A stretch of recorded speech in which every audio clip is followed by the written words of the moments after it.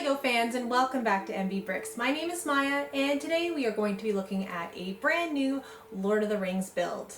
This scene is from the very end of the series where the hobbits and Gandalf the White are in the Great Havens. Now this build, I have tried a new technique and tried a little bit of forced perspective where the background is much smaller than the foreground, making it seem much farther away. So we'll see how that turned out.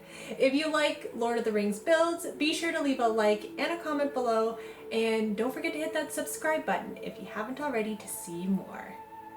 Now, without further ado, let's dive into this MOC.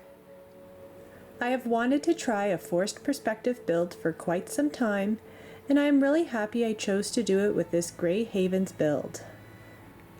I used a screenshot from the movie to build it as accurately as possible, with the smaller structures built into the mountainside in the back and larger buildings near the front. I have not really built in micro scale either, so there was a lot of challenges with this MOC as well as new techniques used.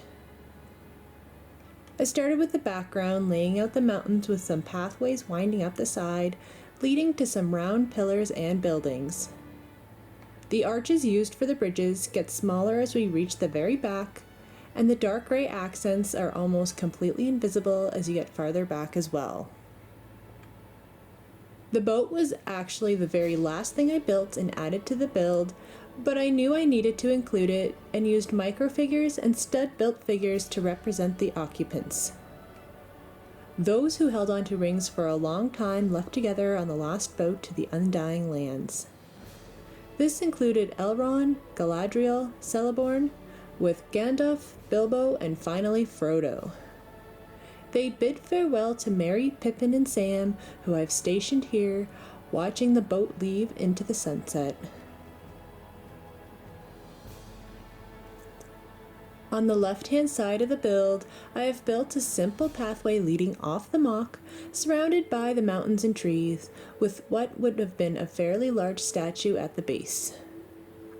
The path would then circle back around and come out the front, much larger and leading down to the docks. The right-hand side had a few more towers and structures, with a path leading off the edge of the build as well. My favorite part of the build is actually this front gazebo here, leading through a hallway from this taller tower.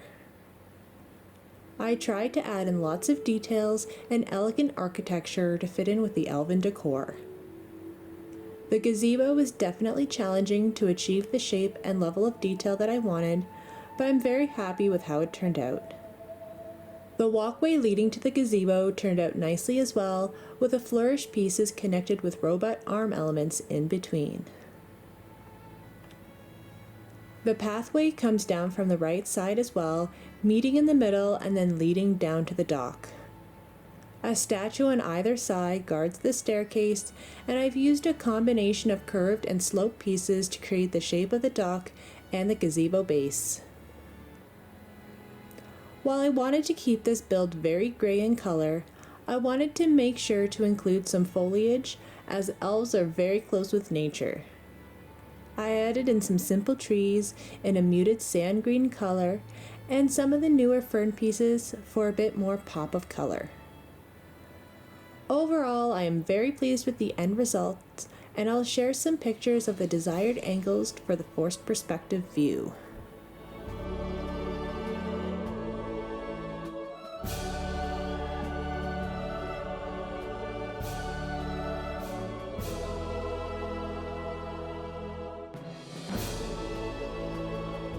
And that covers everything for this build of the Grey Havens from Lord of the Rings. The build ended up being a lot bigger than I originally anticipated, but I'm really happy with the end result. If you want to see more Lord of the Rings builds, be sure to check the description below. I will leave a link to a playlist of all those types of builds on my channel. If you haven't already, please do subscribe, as it does help out this channel a lot.